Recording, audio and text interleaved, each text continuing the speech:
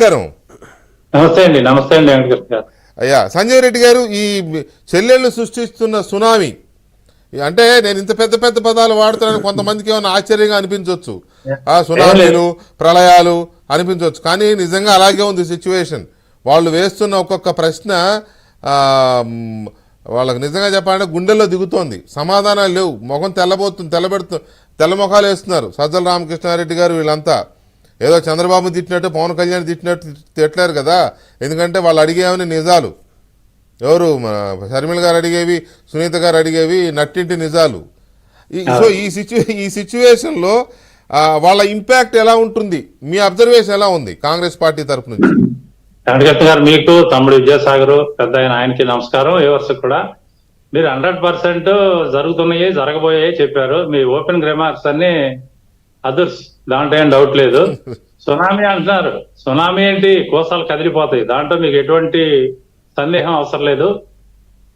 రాష్ట్ర వ్యాప్తంగా మీరు సగం సీట్లు అన్నారు, కాదు, మినిమం ఒక్కొక్క సీట్లో 5,000 మినిమం నుంచి 20,000 వరకు కూడా వెళ్ళే అవకాశం ఉంది.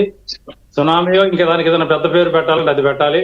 ఖచ్చితంగా కూటమి ఎంతదే ఓటింగ్ శాతం తెచ్చుకున్నా ఏం చేసుకున్నా అందరు కలిసినా షర్మిల సునీత రెడ్డి సృష్టించేటువంటి సునామీలో దాంట్లో వీళ్ళందరూ కొట్టుకుపోతారు, దాంట్లో ఎటువంటి సందేహం లేదు.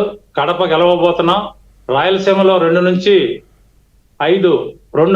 2 పార్లమెంట్ సీట్లు, 5 అసెంబ్లీ సీట్లు గెలవబోతున్నాం. రాష్ట్రం మొత్తం మీద 1 నుంచి 10 ఇంకా పెరిగినా పెరగవచ్చు అసెంబ్లీ సీట్లు. ఎంపీ సీట్లు మట్టుకు 1-2 డెఫినెట్ గా కాంగ్రెస్ పార్టీ ఖాతా తెరుస్తుంది అసెంబ్లీలో, పార్లమెంట్ లో.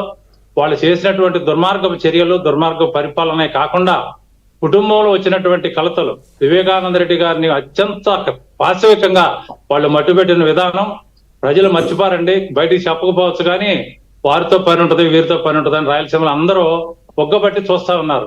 వీళ్ళ ఉసురు తీయటం ఖాయం. రాయలసీమ 4 జిల్లాల్లో దాదాపు అడ్రస్ గల్లంత అవుద్ది. కడప, కర్నూలు అయితే చెప్పవసరంలా. అక్కడి నుంచి అప్ టు నెల్లూరు వరకు సుడిగాలి తోలుతుంది. మీరు అన్నట్టు నెల్లూరు నుంచి కొంచెం తగ్గిన ప్రతి స్థానంలో 5,000 మినిమం తీసుకుంటాం మేము. ఆ ఓట్లతోనైనా సరే కూటమి గెలుస్తుంది. ఖచ్చితంగా వాళ్ళకి మేలు జరుగుద్ది, దాంట్లో ఎటువంటి సందేహం అవసరం. 160, 170 అని చెప్పే కంటే డిపాజిట్లు కోల్పోతారు కొన్నిసార్లు. ప్రతిపక్షం గుర్తింపు కూడా రాకుండా జగన్మోహన్ రెడ్డి పార్టీ కుదేలైపోద్ది. తెలంగాణలో ఇంకా గౌరవనీయమైనటువంటి సీట్లు వాళ్ళకి వచ్చినాక వాళ్ళు పారిపోతున్నారు. After parliament election there is no TRS in Telangana. అదే పరిస్థితి ఆంధ్రప్రదేశ్ లో. ఆఫ్టర్ ఎలక్షన్ వైసీపీ అనేది ఉండదు, స్మాష్ అయిపోతుంది. అది మొత్తం కూడా మేము మళ్ళీ తల్లి కాంగ్రెస్ లోకి రావాల్సిందే, వాళ్ళు వేరే మార్గం లేదు. ఖచ్చితంగా వాళ్ళు చేసినట్టు దుర్మార్గాలు, దృష్టాంతాలు. మీరు అంటున్నారు డబ్బు కట్టలు గ్రామాలకు వెళ్ళిపోయి ఎంత డబ్బు వెళ్ళినా ఏం చేసినా ప్రజల మనసులో ఉన్నది ఇప్పుడు సార్ చెప్పినట్టుగా ప్రజలు ఆలోచిస్తారు కదా. ఇప్పుడు వివేకానంద రెడ్డికి ఏవేవో అంటగట్టాలని చూస్తే ఆ వ్యక్తిగతమైన విషయాలు ఎవరో పట్టించుకోరండి. మనకేం చేశారు, లాభం చేశారా, నష్టం చేశారా, మన సమస్యలు పరిష్కరించారా లేదా అనేది చూస్తారు తప్ప వ్యక్తిగత విషయాలు ఎవరూ పట్టించుకోరు. ఖచ్చితంగా పోయిన ఎలక్షన్ లో చంద్రబాబు నాయుడు గారి మీద నారాసుర వధ అని చెప్పి ప్రచారం చేసి నమ్మబలికి ఆయన పబ్బం కట్టుకుని రాజకీయాల్లో గెలవగలిగాడు. అదే హత్య 5 సంవత్సరాలు నానబెట్టి నీకు చిత్తశుద్ధి ఉంటే ప్రభుత్వం నీ చేతిలో పెట్టుకుని ఆ హత్య చేసిన వాళ్ళని కనిపెట్టలేకపోయావంటే ఏ సామాన్యుడు అక్షరజ్ఞానం లేనట్టు కూడా నమ్మడం. 2 సంవత్సరాల్లో తేలిపోతున్న హత్య కేసులు 5 సంవత్సరాలైనా నువ్వు ముఖ్యమంత్రిగా ఉండి నీ పినతండ్రిని చంపిన వాళ్ళని నీ బంధువులు కాబట్టి నువ్వు కాపాడుకుంటూ వస్తున్నావు అనేది ప్రతి ఒక్కడికి అర్థమైపోయింది. కాబట్టి ఖచ్చితంగా దీనికి జగన్మోహన్ రెడ్డి మూల్యం చెల్లించాల్సిందే. ఆయన ఎంతమందిని ఎమ్మెల్యేలు, ఎంపీలు సీట్లు మార్చుకున్నా కోసాలు కదిలిపోతున్నాయి.